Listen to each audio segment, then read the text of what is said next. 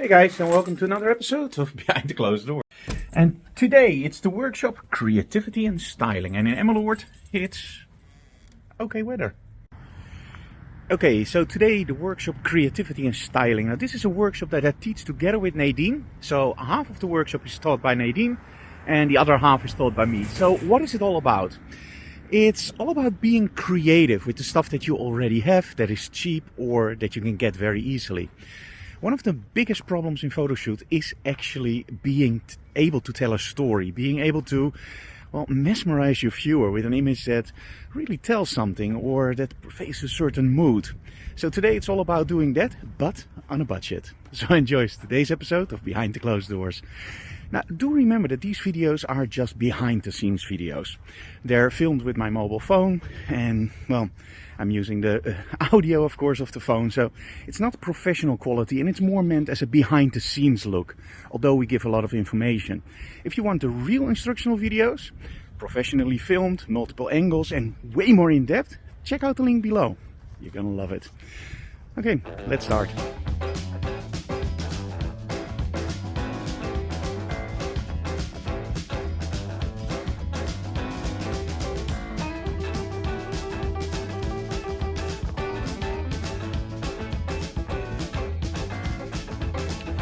Now this workshop actually started out of necessity. Because also one of the things that I encountered when I started photography is how do I create something that's interesting? How do I create something that people will actually look at and go like, I really like that. And that's where styling comes in. You can use seamless backdrops, but at one point it's just a seamless backdrop. Or you can use, for example, structure in walls or special backdrops like click prop backdrops or luster light. But in the end, it's also about what you put in front of that background. And what do you do with it? How do you dress up a set? How do you combine light sources? Today, everything is possible, from smoke to gels, everything depending on the mood. I'm not going to say that we're going to do that. It really depends on the styling that Nadine is going to choose and the students and what's going to happen. Because with the styling, it's actually Nadine and the students that determine what we're going to do. And after that, I'm going to take over to style the set and do the lighting. Chewy is already very enthusiastic, as you can hear. So let's start the workshop, Creativity and Styling with Nadine and me.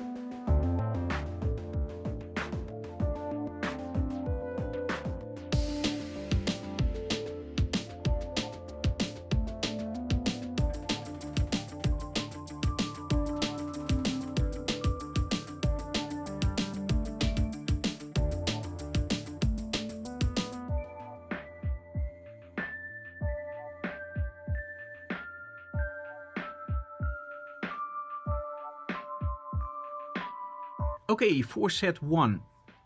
I always tell the students during this workshop, you set up the lighting, you do everything. And then from a distance, I just look at what they're doing. And most of the time they create great images. But then by changing some small stuff, you can literally create something totally new. Now, the main thing in this setup was the lighting on the side, the little branches. There are little lights in there, but they're very, very faint. And what they wanted to do was include those lights into the frame. Now, of course, you can create something like a normal set where everything is close together, right? You have your plans on your desk. But with photography, what we can do is we only look through the lens. So everything beneath the lens, or besides the lens, isn't seen in real life. You only see the picture. So if you want something really out of focus, you can of course shoot it on 1.2. But in this case, you don't want to shoot it on 1.2 because you also want some focus on the face, right?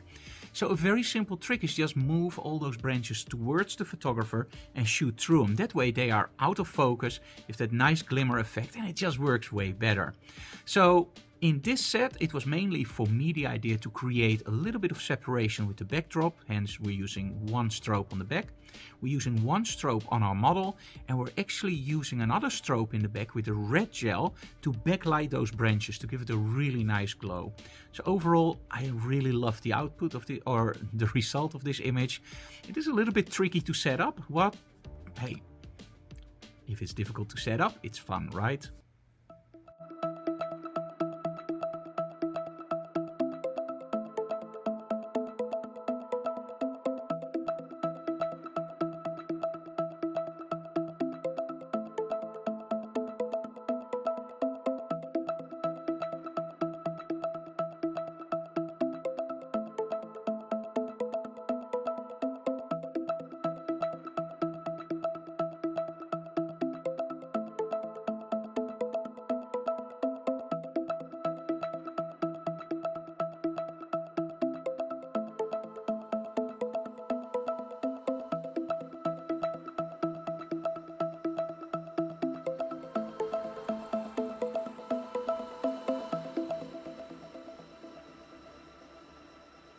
Now, styling, of course, is not only clothing, it's also the backdrop, but also the props that you're using. So for the next setup, what we actually used is a big metal sheet, and there are little holes in there.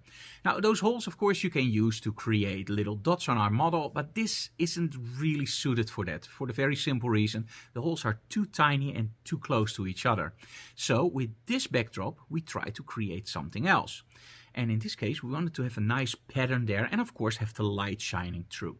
Now those little spots would be perfect, but again, with this plate, it's a little bit difficult. So I decided to do something else.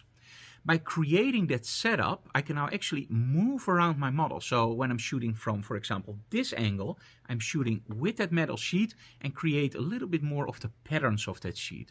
When I move a little bit more that way, I can create a more like a backlighting effect. So we have the strobe here and the model here, as you can see in the final results.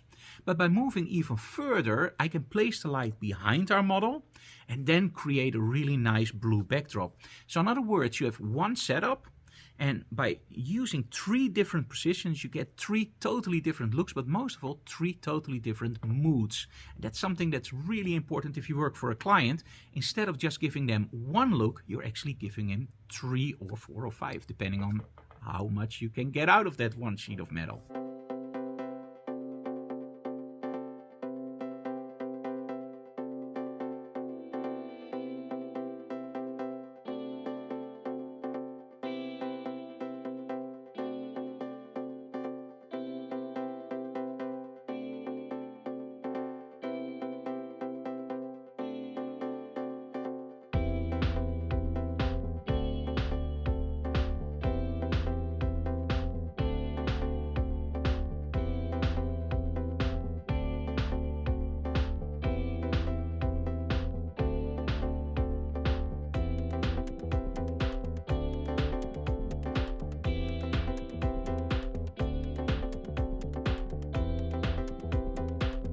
Now, because we had the metal sheet, we didn't shoot full body, and this dress was so amazing, we decided to keep the same dress, build a little bit of a set with a problem, and of course a chair in front and some stuff in front of our model Nadine, so it looks a little bit more filled up.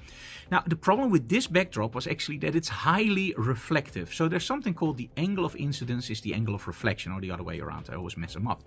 What it actually means is that as a photographer, when you photograph something against a shiny backdrop or anything that gives a little bit of a reflection, it's possible that you can see your strobes, and you don't want that, of course. You want a nice clean shot.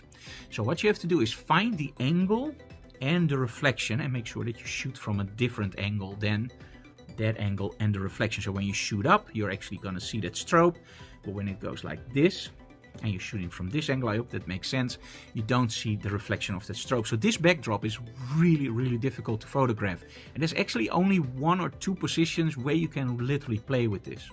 Now, to make it a little bit more interesting, we used some materials on the side, and we're actually using one blue strobe from the back, creating a little bit of a lens flare. And also here, different positions. Move further away, of course, to compress the whole scene and fit her nicely in. move a little bit closer, use a wide angle, and then you can get a little bit more of that material in, and a slight lens flare.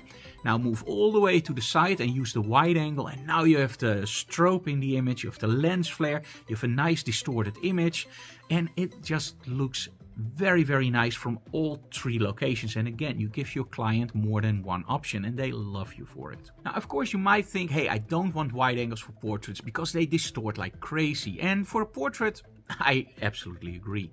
But when you shoot wide angles from a lower angle and you use it as a leading line into the image, that distortion actually becomes something interesting, a point of interest. And this is the same thing when you have something in your studio that you really don't like, for example, a big red pole in the middle of your studio. Don't try to hide it, make it the center point of attention. And that's what I do with wide angles. I make that distortion the center point of attention, and that way you get really drawn into that image. For example, you can do this, that's nice, but if you place it really close to a wide angle lens, yeah, that's way more interesting. You see that? So it does distort, so when I go really close with my face, that doesn't really look nice. But when I'm here and I use that finger, look at this, now you get that really nice and big hands. You see the distortion, what it does? It really creates something interesting. And when you use that in your photography, you have an extra storytelling element. So very cool using wide angles. Okay guys, that was it for today. I hope you enjoyed today's episode of Behind the Closed Doors, the workshop Creativity and Styling with Nadine.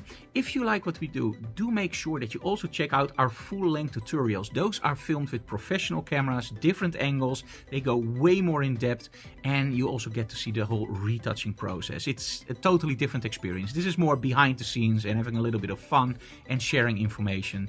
The commercial videos go way more in depth. And also, of course, by buying them, you support our work. We also have preset specs online, of course, also on the website. I will leave the links below.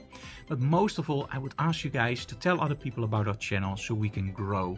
And of course, hit that like and bell notification. And if you didn't subscribe yet, hit that subscribe button. It's free. It doesn't hurt. And we really like it if you subscribe to our channel. Hey guys, if you have any suggestions, leave them below. See you again next time. And also, this vlog was fully filmed on the Galaxy Ultra 22. Really like it somehow. It's very handy. We don't have to bring any other cameras for a vlog, and the quality is, I think, more than okay for a behind the scenes video. What do you guys think? Leave them in the comments below. See you again next time. Bye guys.